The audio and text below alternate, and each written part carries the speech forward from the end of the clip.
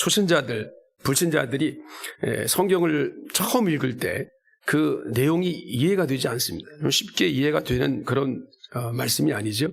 그 이유는 이 성경은 장대한 세월의 시간 속에서 벌어진 그 모든 일들을 짧은 언어로 기록해 놓은 것인데 그것이 이해가 되기가 참 쉽지가 않을 겁니다.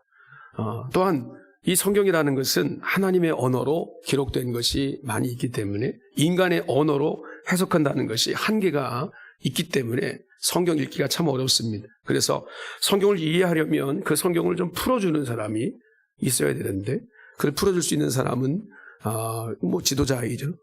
목사나 또 성경을 직접 연구하는 그런 자들, 또한 성경을 직접 쓰신 성경의 저자이신 성령님께, 성령 하나님께 설명을 들어야 이해가 될 것입니다. 그리고 성경은 한 번 읽었다고 다 이해되는 것은 아닐 겁니다. 여러분들이 일반 서적들, 책을 읽을 때가 있는데 그 일반 책을 읽을 때 성경 읽는 것과는 완전히 다르지요.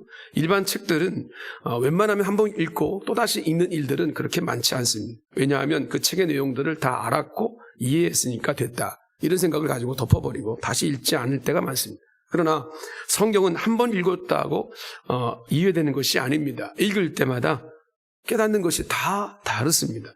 또 다른 의미의 깨달음이 생기기 때문에 한 번 읽을 때와 두 번 읽을 때, 또 두 번 읽을 때와 세 번 읽을 때 읽을수록 그 깨달음이 달라지거든요. 그런데 성경은 읽어도 깨닫지 못하는 경우들이 있습니다. 아무리 많은 시간을 투자해서 많이 읽어도 깨달아지지 않는 경우가 있어요. 물론 성경도 언어로 되어 있기 때문에 또 여러 가지 이 상당 부분이 스토리로 엮어져 있기 때문에 읽으면 이해가 되는 부분도 있고요. 내용도 파악이 되긴 하는데 그런데 읽으면서도 도대체 이게 무슨 뜻인지를 알지 못하는, 깨달아지지 않는다라고 하는 때가 우리 가운데 있다는 것이요. 왜 그럴까라는 거죠.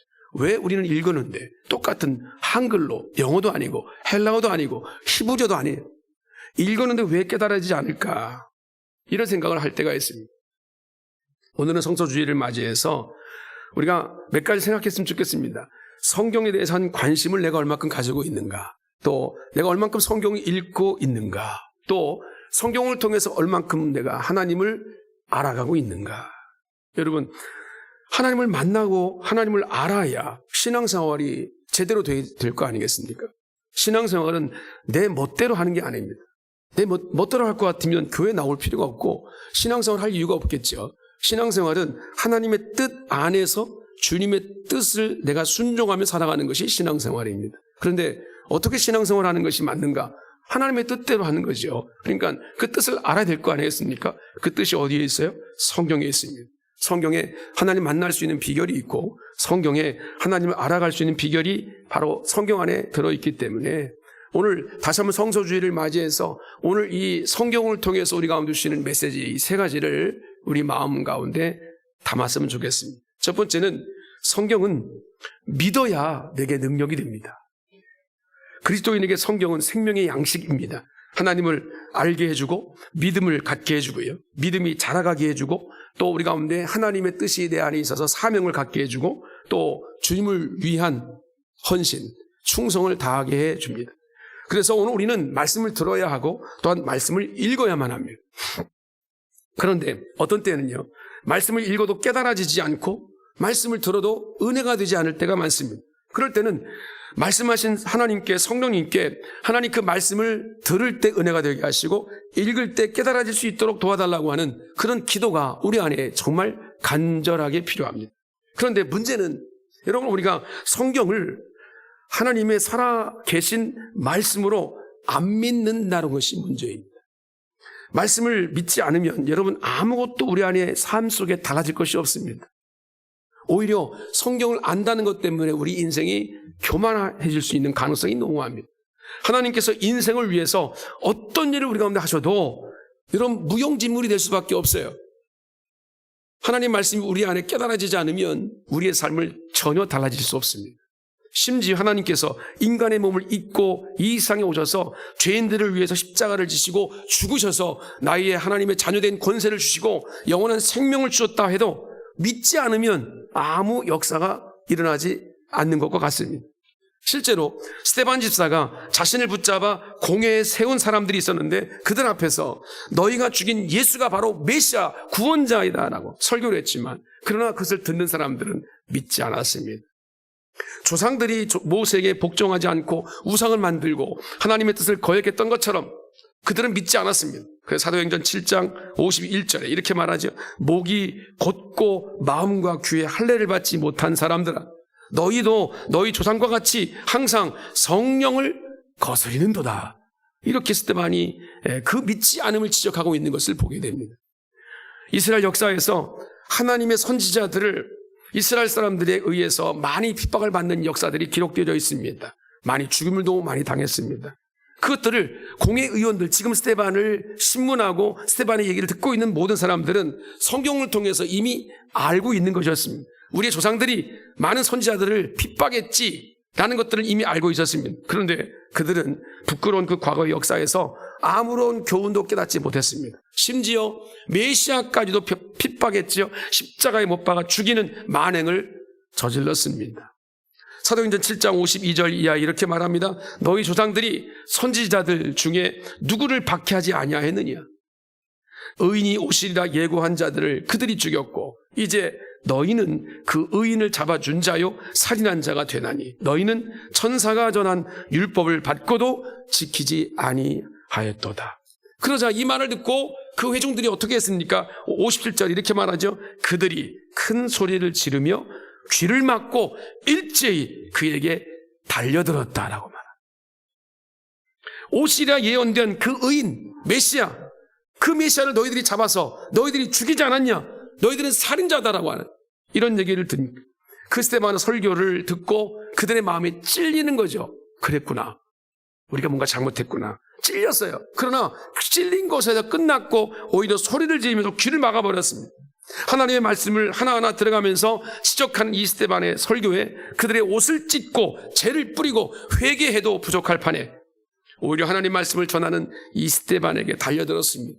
그리고 그들은 돌을 들고 스데반을 내리쳤습니다. 죽이고 말았습니다. 참으로 안타까운 일이 일어난 거죠. 그런데 안타깝게도 이런 일은 인간이 타락한 이후로 지금까지 인간의 역사 가운데 계속해서 이어왔습니다. 지금도 하나님을 믿지 않는 수준을 넘어서 하나님을 부정하는 사람들이 얼마나 많은지 모릅니다. 대표적으로 만들어진 신이라고 하는 책을 쓴 이 리차드 도킨슨이라는 사람인데 이 도킨슨이 쓴 이 만들어진 신, 이 책을 읽어보면 우리가 신을 믿어야 할 이유가 없다라고 말합니다. 종교라는 것, 특히 기독교라는 것은 우리 인간에게 해악이다. 이런 말은 굉장히 솔깃하게 듣는 사람들이 많이 있죠. 여러분 그런 책을 읽고 참 가만히 묵상에 잠겨보면 얼마나 그 영혼이 불쌍한가, 안타까운가라는 생각이 듭니다. 이런 자들에게 우리가 할 수 있는 것이 아무것도 없어요. 하나님도 그들에게 하실 수 있는 것이 아무것도 없을 거예요. 그저 부인하는 거죠. 부인하는 거예요. 죽었다 살아난 자가 내 앞에 있어도 믿지 않는 자들에게 무엇을 더 전하겠습니까? 그런데 믿는 사람 중에는 믿어도 믿긴 믿는데 더디 믿는 사람이 있다. 누가복음 24장 25절에 예수님이 이렇게 말씀하셨어요. 선지자들이 말한 모든 것을 마음에 더디 믿는 자들이에요. 오늘 본문에서 더디 믿는 자들은 엠마오로 내려가는 두 제자들에게 하신 말씀입니다. 그들은 성경 말씀도 선지자의 예언도 들었는데도 불구하고 이해하지 못하는 그런 사람들이었습니다. 특히 예수님께서 생전에 자신의 고난을 말씀하셨고 죽음까지도 말씀하셨어요. 그리고 부활까지도 말씀하셨는데 구약에 예언되어진 선지자들의 예언이 바로 나를 통해 이루어질 것이다라고 이미 그들에게 얘기해 줬음에도 불구하고 예수님의 가르침을 기억하지 못했습니다. 깨닫지 못했습니다. 실망과 좌절에 빠져서 자기 고향으로 예수님 십자가에 못 박혀 죽는 것을 이미 봤기 때문에 우리가 살 수 있는 일이 더 이상 없다. 다시 고향으로 돌아가고 있는 그 두 사람에게 예수님께서 하신 책망의 소리입니다. 하나님의 말씀을 더디 믿는 자들이요. 예수님께서 의미 있는 말씀하실 때 강조하셔서 말씀하시고 어려운 말씀하실 때 깨달을 수 있도록 우리 가운데 비유로 설명하시는 것을 우리가 신약을 통해서 많이 보게 됩니다. 특히 중요한 부분을 이렇게 말씀하실 때는 꼭 앞에 이렇게 강조하십니다. 들을 귀 있는 자는 들으라. 들을 귀 있는 자는 들으라. 영적인 진리를 말씀하실 때 진지하게 또 호기심을 가지고 말씀을 들으라는 것입니다.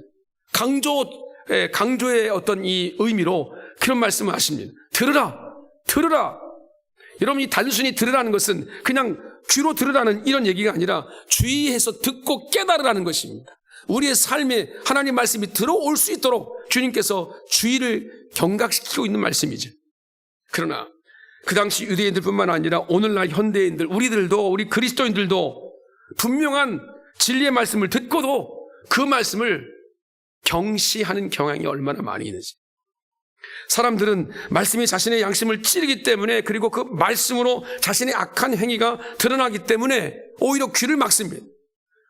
그리고 그 모든 행위들을 방해하는 그런 일들이 얼마나 많이 일어나는지 모릅니다. 그런 자들에게 오늘 말씀하십니다. 귀 있는 자는 들으라. 하나의 경고입니다.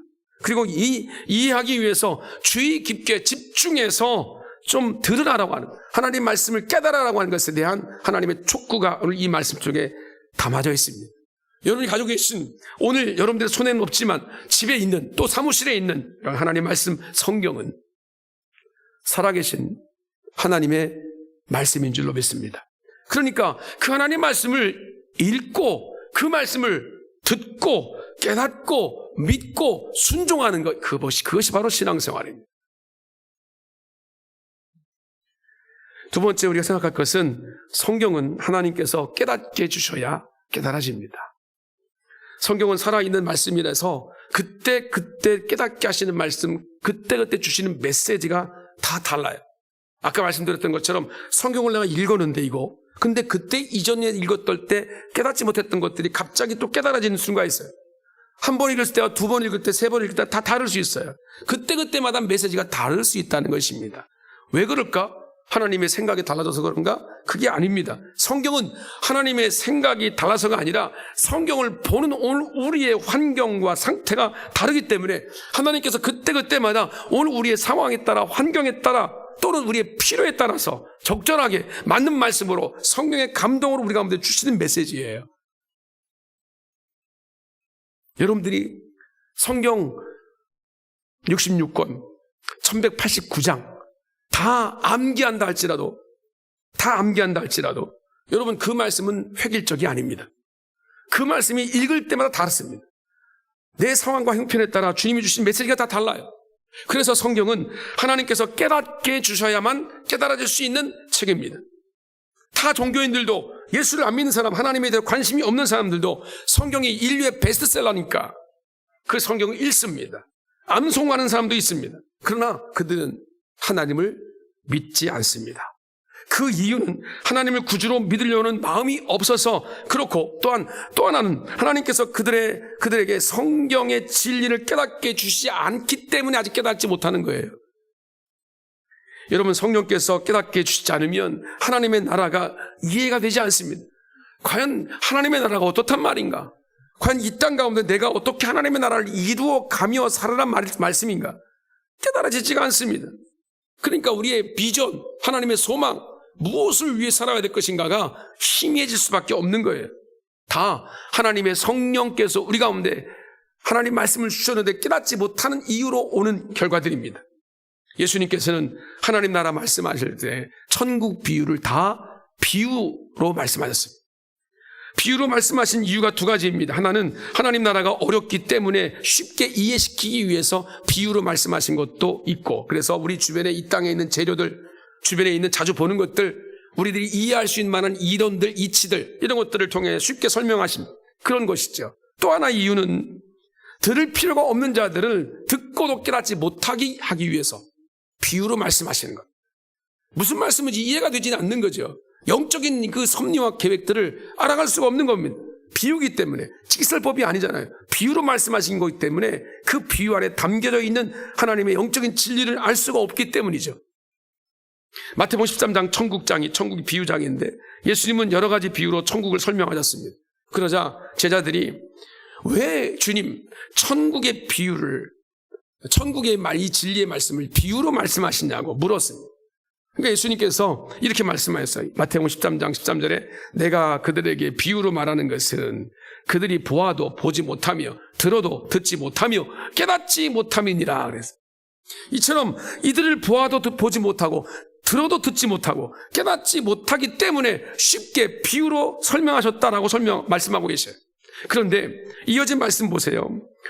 마태복음 13장 14절 15절에 보니까 너희가 듣기는 들어도 깨닫지 못할 것이고 보기는 보아도 알지 못하리라. 이 백성들의 마음이 완악해져서 그 귀는 듣기에 둔하고 눈은 감았으니 이는 눈으로 보고 귀로 듣고 마음으로 깨달아 돌이켜 내게 고침을 받을까 두려워함이라 하였느니라. 마음이 이미 완악해졌어요. 예수님께서 쉽게 설명해 줬는데도 깨닫지를 못하는 자들이 있다는 거예요. 그런 자들을 그냥 내버려 두셨다는 것입니다.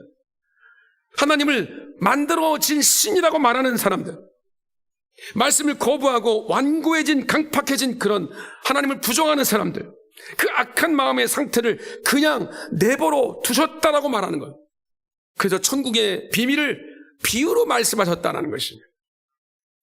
또 마태복음 33장 16절엔 우리에게 이렇게 말씀하셔요. 그러나 너희 눈은 봄으로 너희 귀는 들음으로 복이 있도다. 아멘. 여러분, 내가 말씀을 읽어요. 말씀을 깨달아졌어요. 그럴 때마다 전율이 임하는. 그래서 아멘, 나도 모르게 그냥 누구에게 들어가는 게 아니라 나도 모르게 말씀을 읽다가 아멘 할 때가 있어요. 아멘. 예배를 드리다 말씀을 듣다가 아멘 할 때가 있어요. 100사람이 들었는데 99명이 아멘 안 해도 나 한 사람이 아멘 할 수 있는 그 사람이 복인 줄로 믿습니다. 여러분의 눈으로 세상 것을 보지 마시고 하나님의 눈으로 보고 여러분의 귀로 세상 것을 듣지 마시고 하나님의 음성을 들을 수 있기를 축복합니다. 그런 자가 복이 있다라고 주님 말씀하시는 거죠. 오늘 본문 27절에 이렇게 복받은 사람들의 이야기가 나옵니다. 이에 모세와 모든 선지자의 글로 시작하여 모든 성경에 쓴 바 자기에 관한 것을 자세히 설명하시니라. 메시아신 그리스도께서 이 땅에 오셔서 이 두 제자에게 모세와 선지자의 글을 시작해서 모든 성경의 비밀을 다 상세히 설명하셨다는 거예요. 그리스도가 고난받아야 될 필요성에 관해서 모세와 선지자의 글을 그 모든 것들이 어떻게 예언되어져 있는지에 대해서 성경에 기록된 것을 하나하나씩 인용하면서 설명하셨다는 거예요. 여러분, 이처럼 여러분 우리가 어떤 사상이나 어떤 자기 생각 등으로 하나님에 대해서 제대로 깨닫지 못하더라도 하나님은 오늘 우리가 깨달을 수 있도록 환경을 만들어 주십니다. 선지자들이 말한 그 모든 것이 더디 믿는 자들에게도 하나님은 오늘 우리 가운데 그것을 믿을 수 있도록 성령의 감동으로 우리 가운데 지혜를 주십니다. 내가 간구하고 하나님 영적인 비밀을 알고 싶습니다. 하나님의 뜻이 무엇인지 알고 싶습니다. 하나님의 나라가 무엇인지 알고 싶습니다. 라고 구하고 성령 의지해서 하나님 말씀을 읽어보십시오. 하나님께서 여러분들에게 친히 그 비밀을 깨닫게 해주실 줄로 믿습니다. 엠마오로 가는 두 제자, 그를 글로바 일행이라고 하는 사람의 이름이 기록되어 있죠. 글로바라. 그래서 글로바 일행이라고 말하는데 이 글로바 일행은 이제까지 동행하면서 말씀을 나누신 분이 예수님인지 몰랐어요. 메시아인지 몰랐단 말이죠. 함께 음식을 잡수실 때 떡을 같이 다 축사하고 떼어주실 때 비로소 자신들의 눈이 밝아졌다라고 성경이 말합니다. 그분이 바로 예수님이신지를 알아보게 되었습니다. 글로바 일행이 예수님을 알아보지 못한 이유가 있죠. 성경이 뭐라고 얘기했습니까? 눈이 가려져 있기 때문이다. 예수님과 저녁 식사 중에 눈이 열렸어요.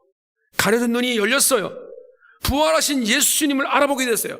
그분이 바로 부활하신 예수님이구나라는 것들을 알게 됐어요. 여러분, 여기서 눈이 열려지게 된 원인이 있죠. 앞절에서 말씀하신 것처럼 떡을 떼어주시는 분에 의해서 신비적인 능력이 그들 가운데 작용한 것입니다. 그 신비적인 능력은 떡을 떼는 과정 가운데 나타난 것입니다. 식사 이전에는 그들이 예수님이 낯선 나그네인 줄 알았어요. 그냥 나그네를 대접한다는 마음으로 함께 식사를 나눴던 것입니다. 그런데 예수님께서 떡을 가져서 그들에게 나눠주시고 떡을 먹는 순간 그 예수님이, 나에게 떡을 주는 바로 그 예수님이 자신에게 오늘 육신의 모든 영적인 것에 오늘 우리의 모든 것이 되시는 바로 오늘 우리의 구원자, 오늘 우리 주님이시구나 라는 것을 그들이 알아보게 되었다는 거죠. 우리도 마찬가지예요. 예수님을 알려면 말씀이신 예수님을 먹어야 됩니다. 읽어야 됩니다. 말씀. 그럴 때 예수님을 알게 되고 예수님을 깨닫게 됩니다. 제가 자주 언급합니다만 제가 목회자가 된 이유는 20대 초중반 때 제가 갑자기 난독증이 임해가지고 글을 읽어도 무슨 뜻인지 깨닫지 못하는, 그래서 제가 어쩔 수 없이 학업을 그만두고 군대에 입대는, 군대에 입을 때 제가 포켓 성경을 가지고 다녔어요. 그 당시에는 뭐 자유로운 어떤 군 생활이 아니었기 때문에 제 포켓 성경, 시편과 신약이 들어있는 포켓 성경을 가지고 들어갔어요. 그냥 제가 뭐 담배를 피겠습니까? 뭐 하겠습니까? 잡담을 하겠습니까? 모든 시간에 계속 말씀만 있는 거죠. 계속. 그런 마음을 제게 왜 주셨을까? 왜냐하면 뭐 어떤 책을 읽어도 깨닫지 못하고 말씀을 읽어도 깨닫지 못하고 난독증 가운데 하나님 앞에 간절한 마음이, 하나님 내게 이 말씀을 깨달을 수 있는 지혜를 달라고. 완전히 군생활에서 제 인생이 변했어요. 사모하는 마음으로 친히 인도하시는 하나님의 놀라운 축복을 경험했어요. 저는 군전병이 아니었어요. 포병으로 들어가서 군정병의 역할을 다 감당하고 나왔어요. 주님의 은혜죠. 그리고 다시 제대해가지고 신학을 한 것이. 하나님 말씀을 읽지 않고 하나님 말씀을 듣지 않고 그 말씀을 깨닫지 않고는 우리가 신앙생활이 제대로 될 수가 없어요. 여러분 자신을 생각해 보십시오. 내가 왜 신앙생활이 이런가? 왜 하나님께서 원하시는 뜻이 있는데 그 뜻대로 내 삶이 이어지지 않는가? 원인은 한 가지입니다. 하나님 말씀이 깨달아지지 않는 거예요. 하나님 말씀이 내 삶 속에 없는 거예요. 그러니까 내 마음대로, 내 뜻대로, 내 기질대로, 내 성격대로, 내 경험대로 신앙생활을 하는 거죠. 그러니까 은혜가 없는 거예요. 하나님의 약속의 축복이 내 삶 속에 이루어지지 않는 거죠. 누가복음 24장 32절 중요한 사실 하나 말씀하시죠. 그들이 서로 말하기를 길에서 우리에게 말씀하시고 우리에게 성경을 풀어주실 때 우리 속에서 마음이 뜨겁지 아니하더냐. 여러분 갑자기 눈이 열리는 순간부터 예수님 보게 되고 예수님 말씀이 갑자기 깨달아지기 시작한 것이 아니라는 겁니다. 일단은 하나님 말씀이 은혜로 우리 가운데 올 때 어떤 현상이 일어나냐면 하나님 말씀이 내 마음에 들어올 때 가슴이 뜨거워집니다. 마음이 뜨거워져서 감동을 주시는 거예요. 성령께서 감동을 주십니다. 내게 주신 그 은혜로 인하여 전율이 일어납니다. 그 가르침이 무엇인가 깨달아집니다. 창조주 하나님이 내 안에 어떻게 역사하시는지가 깨달아집니다. 그 말씀을 받아들일 수밖에 없어요. 예수님의 마음이 내 안에 들어오는 겁니다. 이처럼 예수님의 가르침을 열심히 받아들이고 예수님과 함께 하기를 간절히 요청하는 마음이 부활의 주님을 만나게 된 원인이었다라고 성경은 지금 이 글로바의 일행을 통해 우리가 말씀해 주고 있는 겁니다. 예수님의 말씀을 깨닫고 큰 믿음으로 성장하고 하나님께 쓰임받고 은혜받고 주님 오심을 기다리고 주님 앞에 상급받는 믿음으로 살려고 하면 반드시입니다. 성경을 읽어야 됩니다. 말씀을 읽고 깨닫고 깨달은 대로 믿음으로 순종할 때 여러분의 삶은 달라질 것입니다. 하나님의 은혜를 경험하게 될 것입니다. 그럼 여러분, 성도 여러분, 여러분의 눈으로 세상적인 환경을 가지고 세상 것만 바라보지 마시고 예수님을 바라보시고 여러분의 귀로 세상 것에 듣고 거기에 만족함을 얻고 거기에 그냥 머물러 있지 마시고 신령한 하나님 말씀을 들으려고 하십시오. 하나님께서 반드시 여러분들의 사모하는 마음처럼 하나님 말씀을 들려주실 것이고 하나님 음성을 들려주실 것입니다. 그리고 그 믿음으로 승리의 길을 걸어가게 하실 줄로 믿습니다. 그 은혜가 여러분 가운데 있기를 주의 이름으로 축복합니다. 결론적으로 그래서 우리는 성경을 읽어야 한다. 무엇이든지 여러분 보십시오.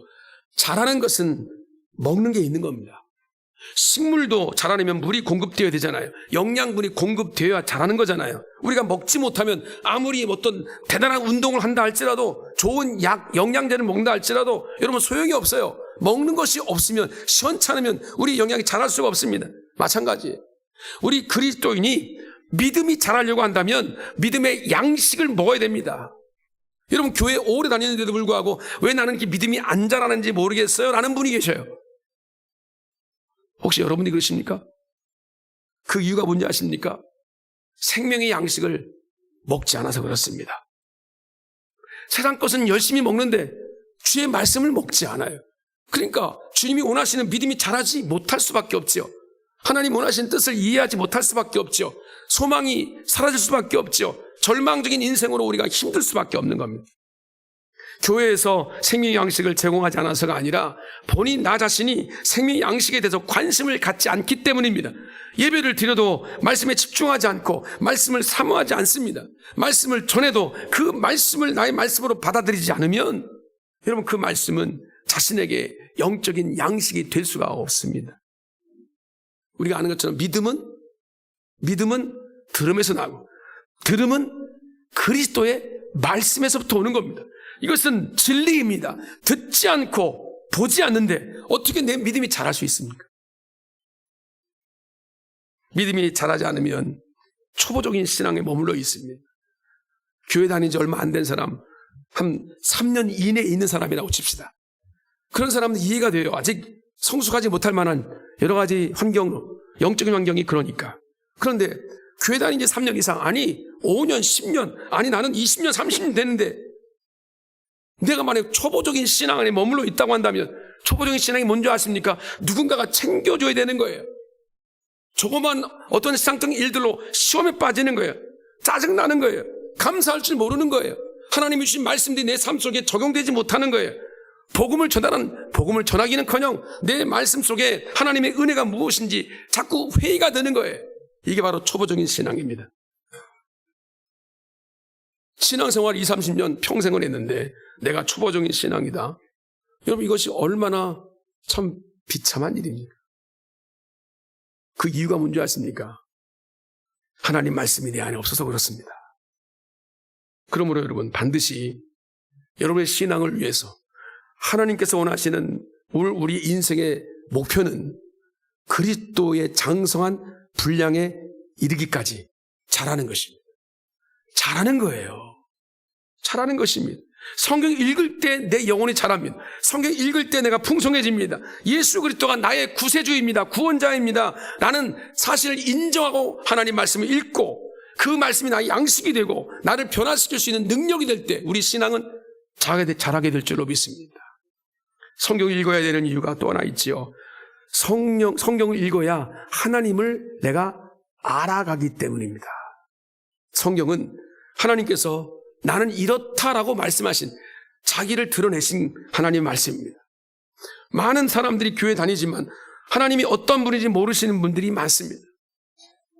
그래도 종교 중에는 그래도 기독교가 제일 고상한 것처럼 보이고 현대적인 것처럼 보이고 과학적인 것처럼 보이고 내 마음에 드는 것, 감정적으로 정서적으로 내 마음에 들어. 그래서 교회 나오는 분도 많이 계시고 또 혹은 어떤 두려움이나 무서움이나 또 인생의 무거운 죄 짐으로 인하여 고통과 신음이 있을 때 거기서부터 벗어나고자 내가 교회 나오는 사람들이 많이 있습니다. 처음에는 그렇게 나올 수 있죠. 여러분 그런 사람들이 여러분 어떤 이유가 되든 간에 교회에 나와서 중요한 것은 하나님을 알아야 될 거 아니겠습니까? 살아계신 하나님, 역사하신 하나님, 지금도 우리와 동행하신 하나님, 그 하나님을 알아야 될 거 아니겠습니까? 그 하나님을 아는 것에 대해서 우리가 미온적이고 필요 없다라는 것, 여러분 이것이 우리 안에 있다면 여러분 신앙생활을 안 하는 사람들이고 굳이 신앙생활 하실 필요 없습니다. 하나님에 대한 존재를 인정하지 않는데 하나님이 누구인지 알고 싶지 않은데 우리의 신앙생활이 무슨 필요가 있겠습니까? 다시 한번 우리의 삶을 돌아보고 여러분 우리 자신을 돌아보면서 늘 제가 강조하는 것처럼 친밀함. 여러분도 가장 가까운 사람과 만나죠. 그렇죠? 매일매일 만나도 질리지 않은 사람도 있고, 그렇죠? 또 일주일에 한두 번 만나는 사람도 있고, 한 달에 한 번 정도 만나는 사람도 있고, 1년에 한두 번 만날까 말까 하는 사람도 있습니다. 친밀함이에요. 누가 더 가깝습니까? 누가 더 친밀함으로 내 삶이 와닿습니까? 누가 더 내게 감동을 줍니까? 누가 내게 도움을 줍니까? 친밀함이에요. 주님은 우리 가운데 친밀함을 요구하십니다. 그 친밀함은 그냥 이루어지는 게 아닙니다. 나도 주님과 함께 동행하고자 하는 친밀함. 그 친밀함에 있을 때 하나님이 우리 가운데 역사하십니다. 나는 눈이 어두워서, 나는 잘 글을 못 읽어서, 나는 시간이 없어서, 나는 바빠서, 분주해서 이런 여러 가지 핑계가 오는 거 하나님 말씀을 읽지 못하는 이유가 될 수 있습니다. 그러나 여러분 제가 경험하건대 그게 이유가 아닙니다. 내 안에 살아계신 하나님의 그 은혜가 없기 때문에, 갈급함이 없기 때문에, 주님과 친밀함이 없기 때문에 하나님 말씀이 읽어지지가 않는 거예요. 다시 한번 성소주의를 맞이해서 하나님 말씀을 사모할 수 있길 바랍니다. 여러분 가운데 난 하나님을 사랑합니다, 제가 여러분들이 부르면 아멘 하실 거예요. 그런데 말은 하나님 사랑한다 그러는데 사랑하는 증거가 무엇이냐 말하면 증거가 없어요. 가장 중요한 증거가 뭔지 아십니까? 나는 하나님 말씀을 내 삶 속에 두고 있습니다. 그 말씀이 내 삶 속에 제일 가까이 있습니다. 그 말씀과 난 친밀함을 이루고 있습니다. 그 사람은 하나님을 반드시 사랑하는 사람일 것입니다. 다시 한번 여러분, 이 생명의 말씀이 여러분의 삶의 중심이 되기를 축복합니다. 그 말씀이 여러분에게 능력이 되기를 축복합니다. 그 말씀이 여러분의 삶을 이끌어갈 줄로 믿습니다. 주님께서 반드시 그 말씀에 언약하신 대로 하나님의 그 놀라운 축복과 하나님의 약속이 성취되어지는 놀라운 축복으로 여러분 이끌어 주실 줄로 믿습니다. 이 은혜가 우리 모든 공동체 가운데 넘쳐나기를 주님의 이름으로 축원을 드립니다.